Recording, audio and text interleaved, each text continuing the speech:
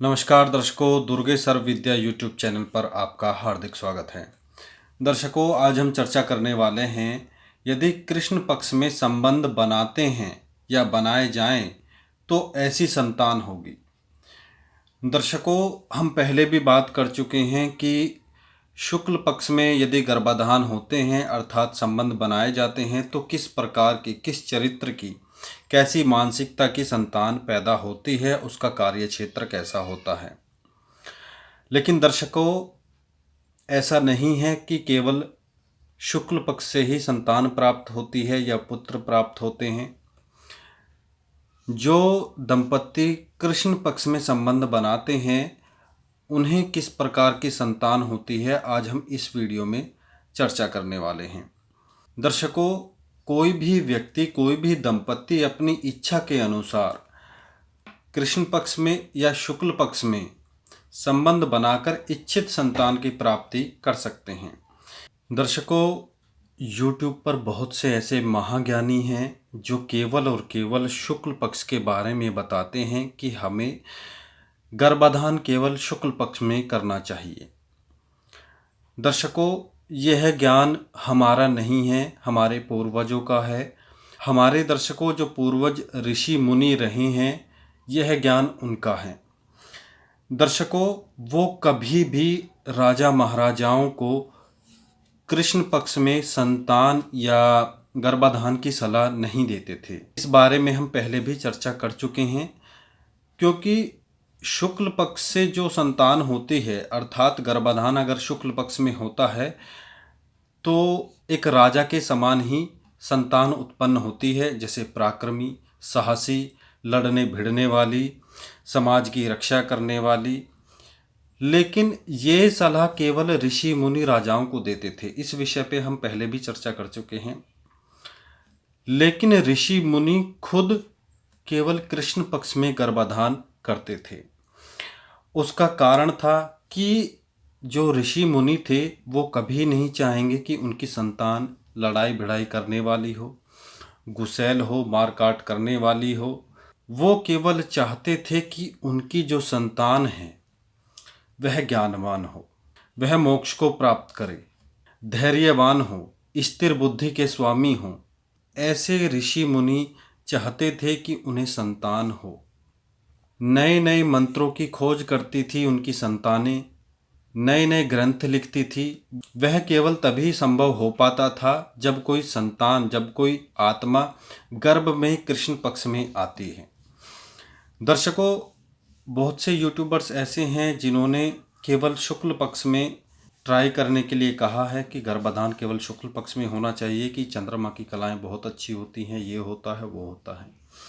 लेकिन दर्शकों, कृष्ण पक्ष में भी चंद्रमा की एक अच्छी स्थिति होती है, जिसके बारे में हम इस वीडियो में चर्चा करेंगे। और वह संतान कैसी होगी, उसका जो है चरित्र कैसा होगा, मानसिकता कैसी होगी, कार्य क्षेत्र कैसा होगा, आज हम बात करने वाले हैं। दर्शकों, अब बात करते हैं कि यदि कृष्ण पक्ष में गर्भाधान होता है तो किस प्रकार की संतान होती है। दर्शकों, वह संतान वैज्ञानिक होगी, अर्थात जो संतान पैदा होगी उसकी जो रुचि होगी वह विज्ञान की तरफ अधिक होगी। ऐसी संतान एक अच्छे कलाकार के रूप में या एक अच्छे साहित्यकार के रूप में भी उभर कर आती है। दर्शकों, नए नए प्रयोग करना, विज्ञान को आधार मानकर किसी चीज़ का निर्माण करना, ऐसे बच्चे बखूबी जानते हैं, अर्थात वह इंजीनियर होते हैं। दर्शकों, ऐसा भी देखा गया है कि ऐसी जो संतान होती हैं वह डॉक्टर होती हैं। औषधियों का, चिकित्सा का उन्हें बहुत अधिक ज्ञान होता है।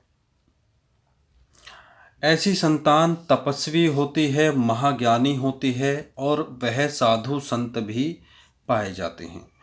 दर्शकों, मैंने अभी आपको कुछ ही देर पहले बताया कि जब गर्भाधान कृष्ण पक्ष में होता है तो एक तपस्वी का, एक साधु का, सन्यासी का जन्म होता है। वह धनी होता है। धनी का अर्थ, दर्शकों, धनी का अर्थ यहाँ बिल्कुल ये नहीं है कि उसके पास पैसे ही अधिक होंगे।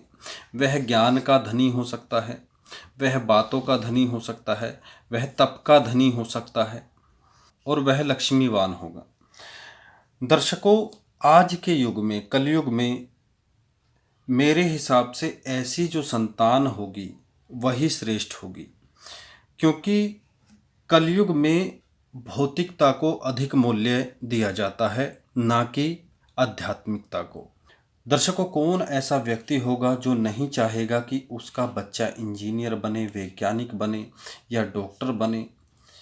हाँ दर्शकों, लेकिन आजकल कोई ये नहीं चाहेगा कि उसका बच्चा आगे चलकर संन्यास धारण कर ले या वह तप करे, गृहस्थ जीवन को छोड़ दे। यह इसका एक आप नकारात्मक पहलू भी मान सकते हैं, लेकिन दर्शकों मेरे हिसाब से ये इसका सबसे सकारात्मक पहलू है। यह हर किसी के भाग्य में नहीं होता। बहुत ही कम लोग ऐसे होते हैं जो सच्चे तपस्वी सन्यासी होते हैं, लेकिन जो सच्चे तपस्वी और सन्यासी बनते हैं उनका गर्भाधान केवल और केवल कृष्ण पक्ष में हुआ होता है। इसीलिए वह एक स्थिर बुद्धि के स्वामी होते हैं। वैराग्य उनके मन में उत्पन्न हो जाता है, कामना की भावना समाप्त हो जाती है, भौतिकता से काफ़ी दूर हो जाते हैं। लेकिन दर्शकों, इसका एक दूसरा पहलू भी है, जैसे वैज्ञानिक, इंजीनियर, कलाकार और डॉक्टर, ये जो होते हैं ये भौतिकता की तरफ झुके हुए होते हैं। इसीलिए इसके दो पहलू हैं कि एक तो आध्यात्मिक पहलू और दूसरा भौतिकता का पहलू।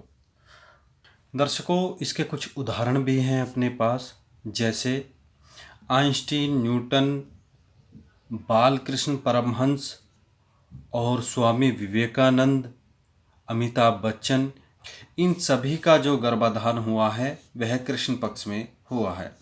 दर्शकों, आप इनका जो चरित्र है, जो मानसिकता है, जो कार्य क्षेत्र है, वह सभी लोग आप जानते हैं, तो आप आसानी से जान सकते हैं कि कृष्ण पक्ष में गर्भाधान होने से किस प्रकार की संतान होती है। दर्शकों, इसके दो पहलू होते हैं, एक सकारात्मक, एक नकारात्मक। यदि हमें कृष्ण पक्ष में गर्भाधान करने के सकारात्मक प्रभाव देखने हैं तो हमें गर्भाधान प्रथम तिथि से सप्तमी तक करना चाहिए। दर्शकों, यदि हम नकारात्मक प्रभाव की बात करें, जैसे मानसिकता, कार्यक्षेत्र, उसके बारे में बात करें कि नकारात्मक प्रभाव क्या होंगे बच्चे पे। यदि बच्चे का गर्भाधान अष्टमी से अमावस्या तक होता है तो हमें इसके नकारात्मक प्रभाव देखने को मिलते हैं।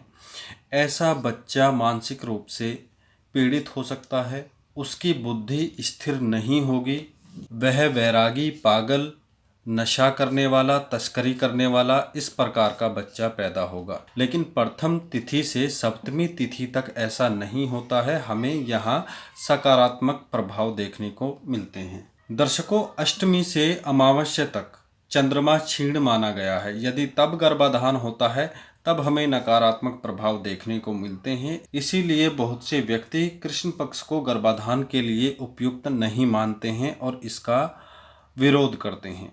दर्शकों, यह केवल हमें देखने को मिलता है अष्टमी से अमावस्या तक, लेकिन प्रथम तिथि से सप्तमी तक हमें ऐसा देखने को नहीं मिलता है। इसके सकारात्मक प्रभाव ही देखने को मिलते हैं।